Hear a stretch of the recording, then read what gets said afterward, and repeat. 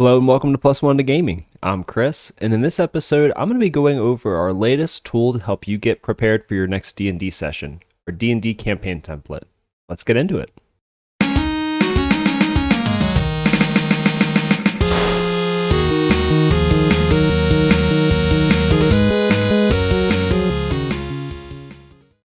A solid D&D campaign template helps you answer the age-old question, how much do I need to prepare for my next D&D campaign? We've talked a lot before about over-preparing and how easy it is to go overboard. Using a tool like this helps you efficiently organize your information so you can focus on what matters, providing a great experience to your players. If you want to jump in or follow along, head over to plus1togaming.com and download your template. Link is in the show notes.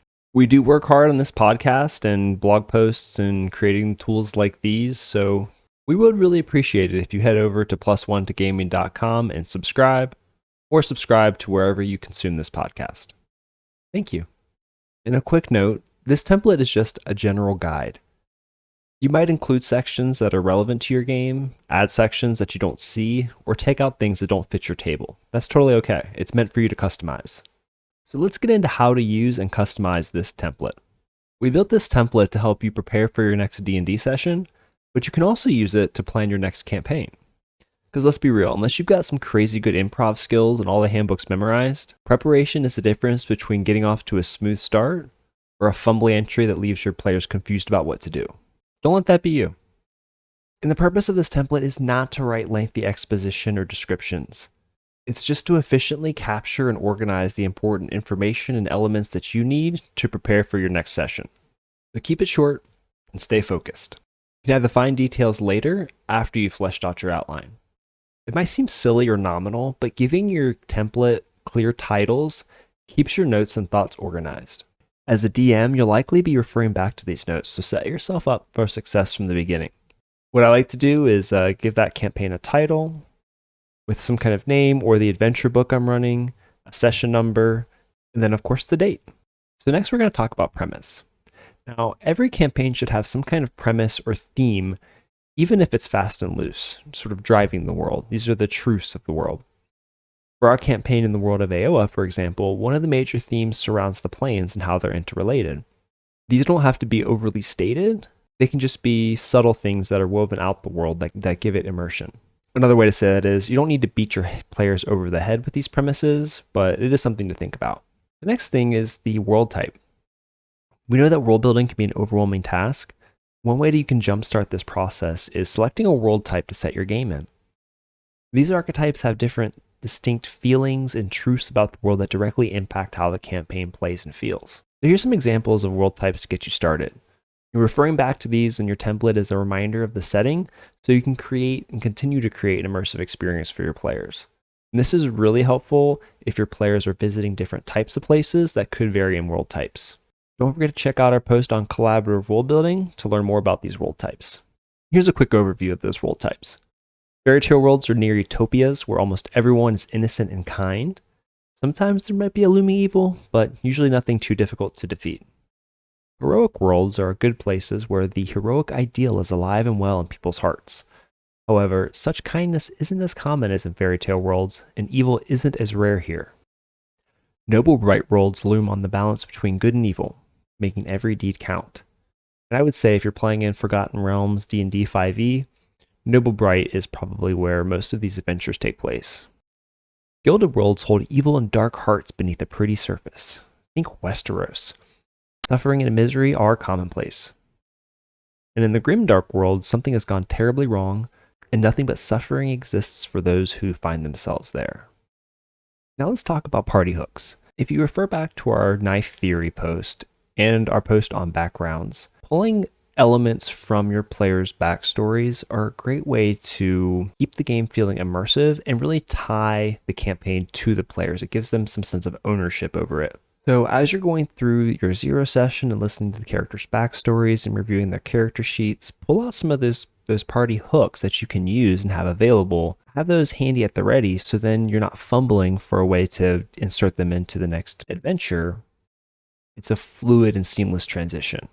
The next piece is the main objective. So for your campaign, there's typically one, final goal or maybe series of goals that the party must complete for this adventure to end.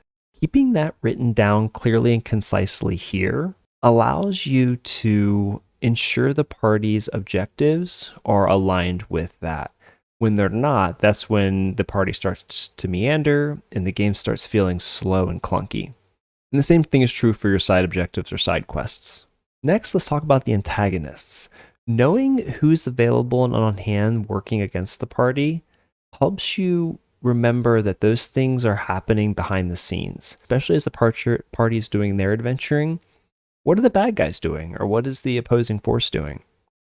Having that written out here, who they are and what they're doing, their goals, allows you to set up interesting plot situations and scenarios for your party to navigate. And again, this is all in an effort to create a responsive and immersive world. Now let's talk about recap. Every role-playing session should start with a recap. But don't bog your players down with the play-by-play summary of the last session's events. It's boring for your players. Instead, select 3 to 5 key points that the party accomplished or didn't, and get right back into the game. This is also a great place to remind yourself and the party of the time of day, the location, the season, and similar types of information that can be useful. Another option too is to let the party recap and give their own personal accounts of what happened in the last adventure, and then you can just kind of fill in some of the important gaps. Now let's talk about clues and secrets. Managing the story elements, NPCs, and reacting to the player's choices can take up a lot of mental space. This makes it easy to forget the small or hidden details the party can discover that really makes it feel like a fun, immersive world. Keeping a list of clues and secrets relevant to the party for the next play session makes sure that you don't shortchange the party on these fun discoverables. And some examples here are hidden notes that the party might have to find, and also add what the difficulty of investigation might be to reveal some of these secrets. Knowing what random and planned encounters lie ahead lets you have those tokens and stat blocks ready, making the transition into combat more seamless. Because combat counters can take a long time, knowing whether to expect combat in the session also helps determine how much material to prepare. If I know the session's going to start with an hour and a half of combat, I might not have to have as much story material prepared afterwards. Now let's move on to relevant NPCs. Now, as dungeon masters and storytellers, we aim to create immersive worlds that feel lived in. Taking stock of which NPCs will be interacting with the players in the next session gives you a chance to prepare for jumping into their shoes, and that's a lot of fun. So write down their names and their relationships, and maybe a few points on how to roleplay them. And finally, we have treasure. What D&D adventure would be complete without magical loot and other rewards? Instead of randomly rolling off tables, which is fine, but maybe a little uninspired, take this time to list out the potential treasure and rewards the group can find as they work through the campaign. You can always adjust this list on the fly. And if you've taken our zero session advice, you can also pepper in some wish list items the players might have. And again, along with the secrets and clues, if some of these treasures require an investigation or some other task in order to achieve it, write that down here too. D&D campaign templates are incredibly useful for preparing efficiently for your game sessions. This is just one of the tools you can have in your toolkit. Check out our other tools like our AC calculator and our ability score calculator over at +1togaming.com.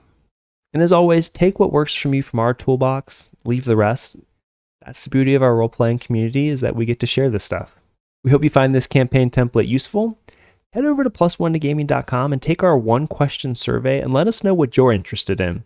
It goes a long way in helping us decide what content to create and make sure that we're hitting the mark. That's it for this week's episode. Don't forget to subscribe to the podcast if you haven't already, and head over to +1togaming.com for more live discussions, actual plays, character creation tips, and more. Thanks so much for listening, and we'll catch you next time.